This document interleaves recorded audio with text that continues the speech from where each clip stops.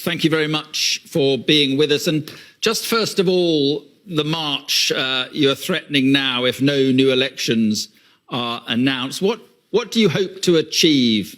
Well, Mark, what every Democrat hopes to achieve from a peaceful protest. What I hope to achieve is to show the whole of the country that the people of this country want one thing: elections. They do not want a foreign-imposed government where members of our party were bought by $1 million each, who was offered to them to switch sides, and then the government was removed. And so therefore we feel that rather than someone else imposing a government on our country, let the people of this country decide whoever they want to lead them.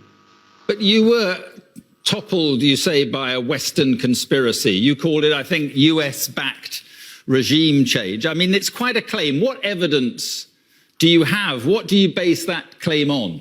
Well, as the Prime Minister, I get a cipher. Cipher is a secret message sent by your ambassadors. They are sent to the Foreign Office. It's like in WikiLeaks. You know, WikiLeaks was when they broke the code, so the secret messages were relayed to the public. So I get a cipher from my ambassador in the US, and it's an official meeting he has with this American undersecretary or whatever, Donald Lu. And me as the Prime Minister, I'm reading this cipher, and it says that unless you remove your Prime Minister through this vote of no confidence, which hadn't been tabled as yet, there will be consequences for Pakistan. And if you remove him, all will be forgiven. Now, this is what me as a Prime Minister reading this cipher. And I am the chief executive. Who was he asking to have me removed? So the next day, after this meeting, official meeting with note takers, with minutes between our ambassador in Washington and this American official, Donald Lu, next day, the no confidence motion is tabled in our National Assembly. And then members of our party, which I told you were offered these huge sums to switch sides, they start leaving our party. Our allies leave our party. And just to remind you that at this time, in the last 2 years, Pakistan's growth rate was 5.6% last year. This time was 6%. It is one of the highest growth rates in Pakistan's history. Right. Our industry was booming, exports record, remittances record, tax collection record. We cope with the coronavirus. We are considered one of the 5 top countries which saved the people and our economy and our poor people from the virus. So there was no reason for the government suddenly to be removed, because since we've been removed, by the way, the economy has gone in a tailspin. The US completely deny this, and you say that the US wanted you out because of your foreign policy, which was increasingly anti-Western and clearly favouring China and Russia. Do you regret the ties with Russia, specifically given what's happened in Ukraine? Mark, in that cipher, Donald Lu is asking our ambassador that the Prime Minister, Imran Khan, was solely responsible for his decision to tour Russia. Now, the ambassador kept trying to explain to him that this was a tour which was planned long way back, long way before Ukraine. Secondly, all stakeholders, the Foreign Office, the military establishment, we were all on one page because the military wanted hardware. We wanted to buy gas because we got depleting gas reserves. We wanted to, and this was 6 years ago, this contract was being negotiated. And we wanted to buy wheat from Russia. So the problem, let me just get coming. The problem is that on the very day that Putin invaded Ukraine, you shook hands with him in the Kremlin. That suggests, at least that you endorse what he's doing in Ukraine. Mark, how the hell was I supposed to know the day I landed in Moscow, Putin was going to go into Ukraine. But you didn't need to go ahead with the meeting. Even then, from my statement as Moscow was, I have never believed in military solutions. So never did I endorse that. Ours was a bilateral meeting. It was planned long before. So point I'm trying to make is that we didn't realize that when I would reach there, that Putin would go into Ukraine. How was I supposed to know? And how could you be punished for that? But do you accept that what Russia is doing is an illegal act of aggression? Do you condemn what Russia is doing? Mark, I am against all military operations. I was against Iraq war. I was against the US going into Afghanistan consistently. I'm against military solutions in Ukraine to solve problems. But point I'm trying to make is that to hold me responsible, and in this cipher, it was only me being held responsible, while our ambassador was telling us that this was a long before the tour was planned.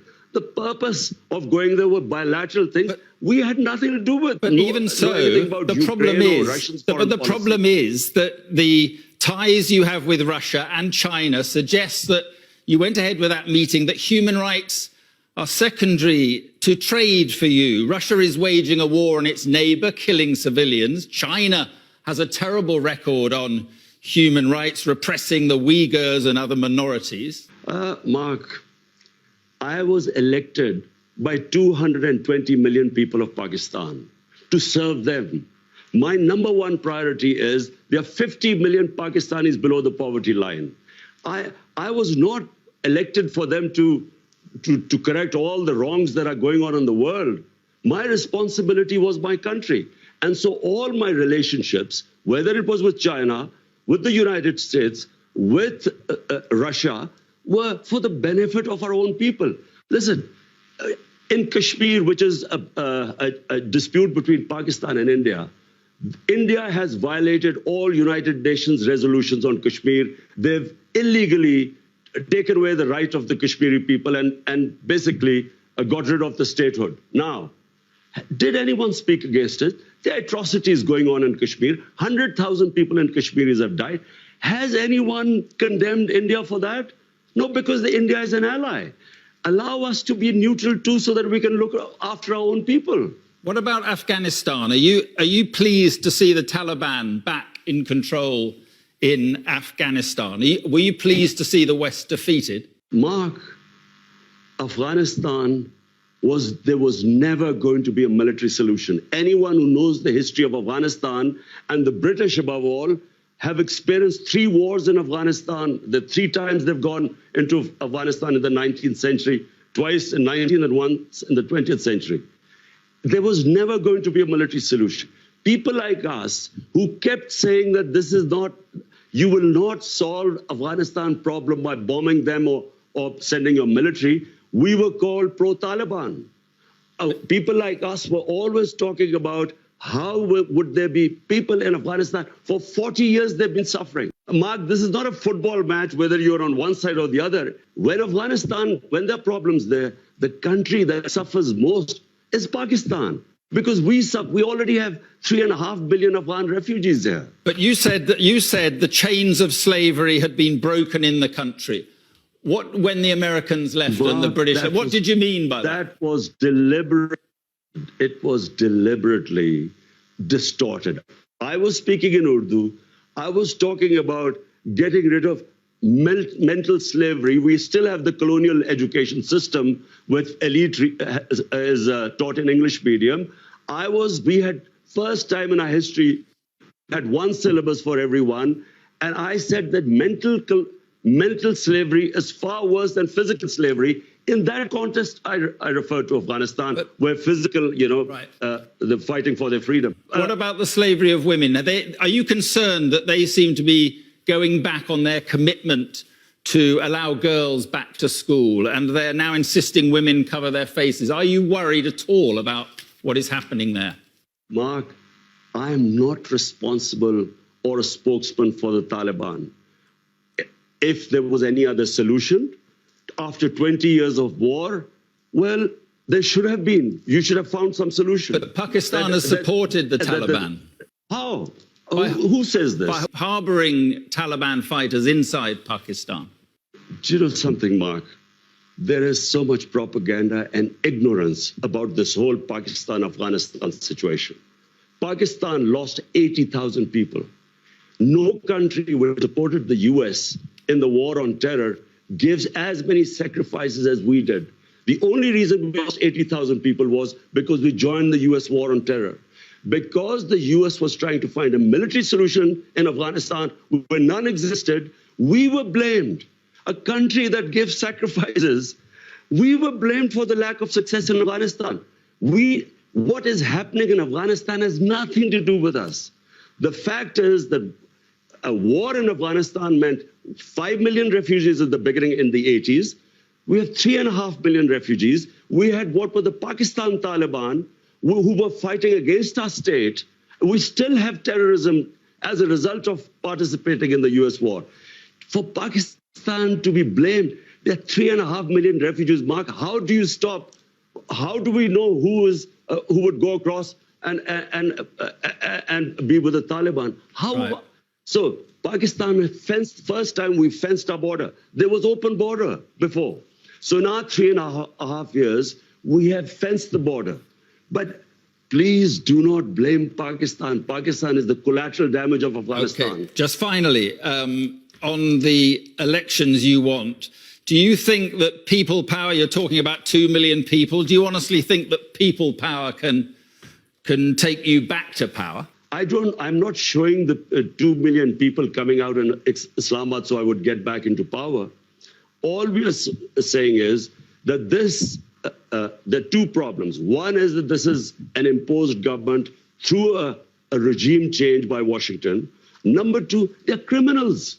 60% of the cabinet is on bail. The prime minister and the chief minister were about to be sentenced when they were made the chief minister and prime minister. It's an insult to this country.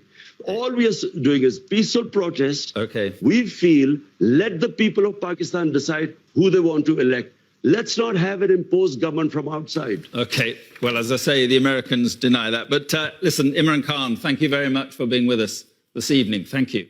Thank you, Mark.